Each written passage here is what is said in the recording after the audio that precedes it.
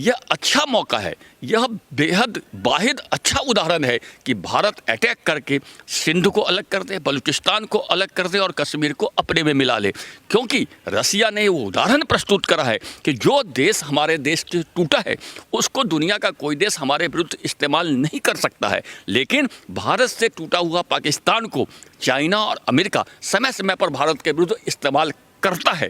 इसी उदाहरण को पालन करते हुए भारत सरकार को चाहिए कि तुरंत प्रभाव से बलूचिस्तान को आज़ाद करवावे, सिंध को आज़ाद करवावे और जो पाकिस्तान अधिकृत कश्मीर है उसको अपने अंदर में मिलावे। ये बहुत अच्छा उदाहरण प्रस्तुत हुआ है। सतीश जी, लेकिन एक बात ये है ना, आप पीओके की बात करें, बलूचिस्तान हो या सिंध प्रांत हो, चाइना सपोर्ट में है पाकिस्तान के। आप समझ रहे हैं कि अगर भारत हमला करता है तो चाइना तो बोलेगा ही ना। देखिए, जब रसिया बोल रहा था मैं यूक्रेन पे हमला करूंगा, तो सारे पश्चिमी देश 38 देश है नाटो संगठन में, जो सैनिक संगठन है, वो यही बोल रहे थे कि हम यूक्रेन को ऐसे मदद करेंगे, हम सेना भेज देंगे, हम पैसे से मदद करेंगे। अमेरिका ने यूक्रेन के पड़ोसी देश में सेना भेजी हुई थी, मतलब इस ढंग से माहौल बनाया था। लेकिन जब रसिया ने अटैक किया, टाइटन फिश, अमेरिका की हिम्मत नहीं हुई एक सेना भी भेजने की, किसी यूरोपीय देश की हिम्मत नहीं एक सेना भी भेजने की। आप निश्चिंत रहिए, चीन की हिम्मत नहीं होगी कि पाकिस्तान के सपोर्ट में भारत के विरुद्ध सेना भेज सके, और यदि एक भी चाइनीज सैनिक पाकिस्तान के सपोर्ट में आएगा तो उसकी लाश ही वापस चाइना जाएगी। इसमें कोई हमें शक नहीं है। भारत को अब बिल्कुल चाहिए कि वो बलूचिस्तान को, सिंध को आज़ाद करावे, गुलाम कश्मीर को अपने अंदर मिलावे, लेकिन उससे पहले जो देशद्रोही तत्व हैं अपने देश में उसको चुन चुन करके खात्मा करें, जिससे कि ये देशद्रोही तत्व उस समय में भारत के विरुद्ध आवाज़ नहीं उठावे। तो अब भारत सरकार को दो बॉर्डर पे लड़ना है, एक तो देश के अंदर देशद्रोही तत्वों का सफाया करे, दूसरा गुलाम कश्मीर को आज़ाद कर अपने में मिलावे और बलूचिस्तान और सिंध को आज़ाद करावे। यह सही मौका है। दुनिया में रूस ने एक उदाहरण प्रस्तुत किया है, जब हम सिंध और बलूचिस्तान को आज़ाद करा देंगे, गुलाम कश्मीर को अपने में मिला लेंगे, तब हमारा अगला टारगेट होगा तिब्बत की आज़ादी। हमें तिब्बत को भी आज़ाद कराना है, हमें मंचूरिया को आज़ाद कराना है, हमें चाइना के शिकियांग प्रांत को आज़ाद कराना है, चाइना के 5 टुकड़े में बांटना है। चाइना कोई देश नहीं है, एक देश है हान। हान नाम का देश है जिसको चाइना ने 5 अन्य देशों को मिला करके चीन बना लिया है, जिसमें आपको पता है कि तिब्बत है, जिसमें आपको पता है मंचूरिया है, जिसमें आपको पता है शिनजियांग है, जिसमें आपको पता है मंगोलिया का कुछ हिस्सा है और हान का हिस्सा है। ये 5 देश मिलकर के चाइना बना करके फर्जी देश बना के बैठा हुआ है। तो जब भी बलूचिस्तान और हमारा ये सिंध आज़ाद हो जाता है, कश्मीर हम में आ जाता है, तो अगला कदम भारत को ये उठाना चाहिए कि चाइना को 5 टुकड़ों में बांट देना चाहिए, और इसमें बहुत मेहनत करने की ज़रूरत नहीं है। अभी भारत सरकार चाहे तो तिब्बत में कभी भी विद्रोह रख सकता है। लेकिन चाइना परमाणु शक्ति है, आप देख रहे हैं, पाकिस्तान भी परमाणु शक्ति है, यूक्रेन परमाणु शक्ति नहीं था। मैं बताऊं आपको, गलतफहमी है। चेरनोबिल जो परमाणु दुर्घटना हुई थी रसिया के टाइम में, आपको याद नहीं होगा, बहुत पुरानी बातें हैं। चेरनोबिल शहर जहां पे रूस का सारा परमाणु संयंत्र है वो यूक्रेन में ही है। आपको जानकारी के लिए बता दूं, वो यूक्रेन में अवस्थित है। रूस का पूरा परमाणु खजाना ही यूक्रेन में था। और इतना ही नहीं, जब बालाकोट स्ट्राइक करा भारत ने, तो पाकिस्तान तो था परमाणु संपन्न देश, कुछ कर पाया? कुछ नहीं कर पाया। देखिए, परमाणु बम होना बड़ी बात नहीं है, परमाणु बम चलाने वाला कैसा होना चाहिए। लाठी आपके हाथ में है, मेरे हाथ में है, ये कोई महत्वपूर्ण नहीं है। लाठी चलाने वाला कौन है, ये महत्वपूर्ण है। भारत के सैनिक के हाथ में यदि एक मशीन गन भी रहेगा और वहाँ 10 सैनिक मशीन गन के लेके खड़े रहेंगे, तो भारत का अकेला सैनिक खदेड़ सकता है। आपको याद है, चाइना के बॉर्डर पे 1962 में एक अकेला भारतीय सैनिक ने, वो शैतान सिंह नाम था, 162 चाइना के सैनिक को, जो कि मशीन गन से लैस थे, मार के गिरा दिया था। तो ये हिम्मत भारतीय सैनिक में है, और भारतीय सैनिक ने द्वितीय विश्व युद्ध में दुनिया के विभिन्न देशों में अपनी वीरता साबित कर चुकी है। इसलिए आप घबराइए मत।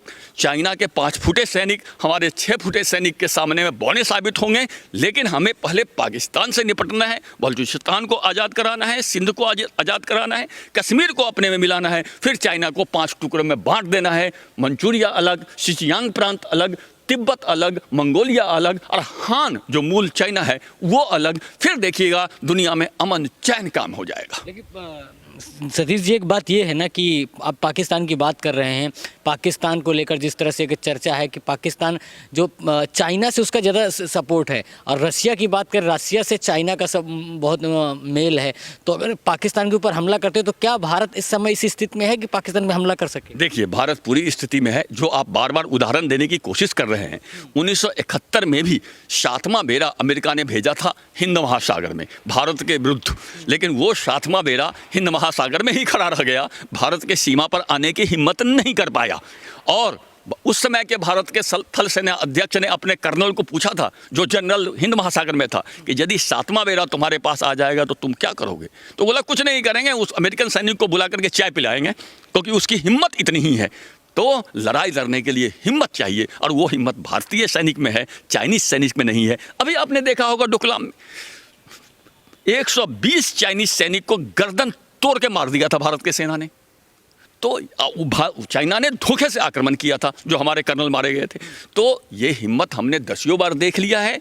चाइना से निपटना बहुत आसान है, लेकिन उससे पहले मैं पुनः दोहरा रहा हूं, हमें बलूचिस्तान को आज़ाद कराना है, सिंध को आज़ाद कराना है, कश्मीर को अपने में मिलाना है, फिर चाइना को 5 टुकड़े में बांटना है। मंचूरिया अलग, शिनजियांग प्रांत अलग, तिब्बत अलग, मंगोलिया अलग, और हान जो मूल चाइना है वो अलग। इसके बाद सतीश जी, क्या ये सही, क्या सतीश जी, क्या ये सही टाइम है इस समय जिस तरह से युद्ध चल रहा है यूक्रेन और रसिया के बीच में? यही सही समय है? ये बहुत सही समय है। भारत सरकार को चाहिए कि सारा चुनाव टाल दे, देश में एक आंतरिक आपात स्थिति लागू करे। आपात स्थिति मतलब वो इमरजेंसी में नहीं बोल रहा हूं, आपात स्थिति को कोई जुलूस प्रदर्शन धरना ना हो, भारत सरकार ये लागू करे, और महीना 2 महीना में सीधा पाकिस्तान पर अटैक करके बलूचिस्तान को और सिंध को आज़ाद करावे, गुलाम कश्मीर को अपने में मिलावे, फिर 5 साल आराम करे, अपनी तैयारी करे, फिर चाइना को 5 टुकड़े में बांटे। 5 टुकड़ों में बांटे जी।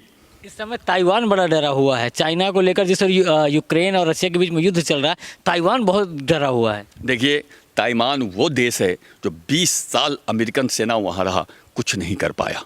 ताइवान वो देश है कि चाइना के मुंह में रखते हुए भी चाइना से टक्कर ले रहा है। सवाल देश का नहीं है, सवाल व्यक्ति क्या है कि किस देश में कैसे व्यक्ति निवास करते हैं। ताइवानी बहुत वीर पुरुष है, और ताइवानी ने बड़े बड़े महाशक्ति को पटखनी दी है, इसलिए ताइवान को डरने का कोई कारण नहीं है। और अब तो भारत सरकार हथियार उसको दे रही है, ताइवान को हमने हथियार बेचा है, इसलिए भारतीय हथियार और चाइनीज हथियार, वो आपको कहा भी गया है, चाइना का सब सामान नकली होता है, भारत का सब सामान असली होता है। तो ताइवान के पास अब असली हथियार पहुंच चुका है, जो कि चाइना के नकली हथियार को धराशायी कर देगा, इसलिए ताइवान को डरने की कोई ज़रूरत नहीं है। अच्छा, पाकिस्तान के जो प्राइम मिनिस्टर हैं इमरान खान, इस समय गए हुए हैं रूस गए हुए हैं। ऐसे समय में जब यूक्रेन और रूस का युद्ध चल रहा है, इस समय में वो गए हैं और कह रहे हैं ऐसा पहले मैंने देखा, बहुत अच्छा मुझे महसूस हो रहा है। ये मूर्खतापूर्ण बातें हैं। पहले तो अभी इमरान खान को रूस जाना ही नहीं चाहिए, क्योंकि अभी उसका कोई बात ही नहीं हो सकता है। और दूसरी, वहाँ उतरते ही जबकि एक देश युद्ध हार रहा है, वहाँ के नागरिक मारे जा रहे हैं, तब ये कहना कि इस देश में आने पर मुझे बड़ा अच्छा महसूस हो रहा है। दुनिया में इमरान खान ने अपनी थू-थू करा ली है,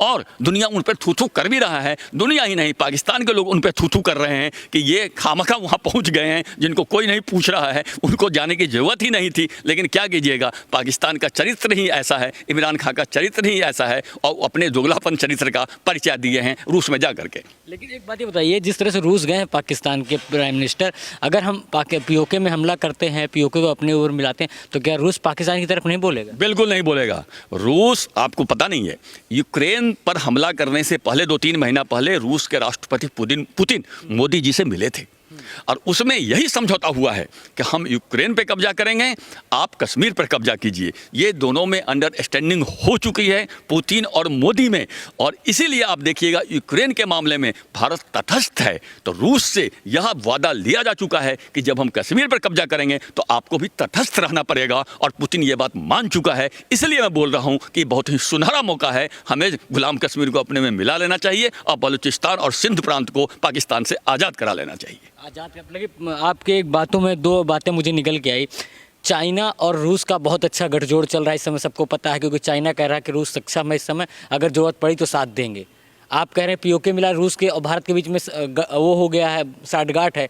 तो क्या जो पाकिस्तान और चाइना का गठबंधन है, तो चाइना सपोर्ट तो करेगा ना फिर सर? देखिए, चाइना ने कब पाकिस्तान को सपोर्ट किया है? बालाकोट स्ट्राइक में जब हमने मारा जाकर के पाकिस्तान को, तो क्या चाइना सपोर्ट किया? कुछ नहीं सपोर्ट किया। चाइना का अपना हित है पाकिस्तान में, जो कॉरिडोर वो बना रहा है, बंदरगाह तक पहुंच बना रहा है, उसमें भी अब बलूचिस्तान के उग्रवादी हमला कर रहे हैं, चाहे वो भारत के सहयोग से कर रहे हो या नहीं कर रहे हो, लेकिन पाकिस्तान का यही आरोप है कि बलूचिस्तान के लोगों को भारत सहयोग कर रहा है। तो चाइना कोई सपोर्ट नहीं करेगा पाकिस्तान को। और अब बहुत ही यूक्रेन के बहाने यह सुनहरा मौका आया है कि गुलाम कश्मीर को अपने में मिलाया जाए और सिंध और बलूचिस्तान को आज़ाद करवाया जाए। मैंने पुनः बता देता हूं कि पुतिन जब मोदी से मिले थे 3 महीना पहले, तो ये वादा हुआ था कि यूक्रेन पर जब हम हमला करेंगे तो आप मेरे विरुद्ध नहीं बोलिएगा, जब कश्मीर पर आप हमला कीजिएगा तो मैं आपके विरुद्ध नहीं बोलूँगा। ये अंडरस्टैंडिंग हो चुकी है। तो दुनिया का कोई देश, 38 देश नाटो का रूस के विरुद्ध छटपटाता रह गया, हम ये कर देंगे वो कर देंगे। जब रूस ने हमला कर दिया, ये 38 देश दूर से तमाशा देख रहे हैं।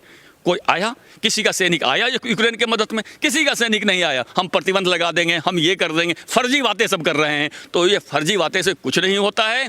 अब बहुत ही अच्छा मौका है। मैं पुनः बता देता हूँ, 3 बार 4 बार बता देता हूँ कि बहुत जल्दी भारत को चाहिए कि गुलाम कश्मीर को अपने में मिलाए और सिंध बलूचिस्तान को आज़ाद कराए। सतीश जी, क्या प्रधानमंत्री नरेंद्र मोदी सक्षम है करने के लिए अभी फिलहाल, अगर ये स्थिति देखी जाए कोरोना के बाद? पूरा प्रधानमंत्री नरेंद्र मोदी ही सक्षम है। यदि दूसरा कोई प्रधानमंत्री रहता तो हो सकता है ये चर्चा मैं करता ही नहीं। तो प्रधानमंत्री नरेंद्र मोदी जी पूर्ण रूप से सक्षम है इसलिए, और ये समय अच्छा है, मौका अच्छा है, दुनिया में दस्तूर उदाहरण प्रस्तुत है, और इस उदाहरण यह साबित करता है कि भारत को इसी तरह से कार्रवाई पाकिस्तान के विरुद्ध करनी चाहिए। धन्यवाद।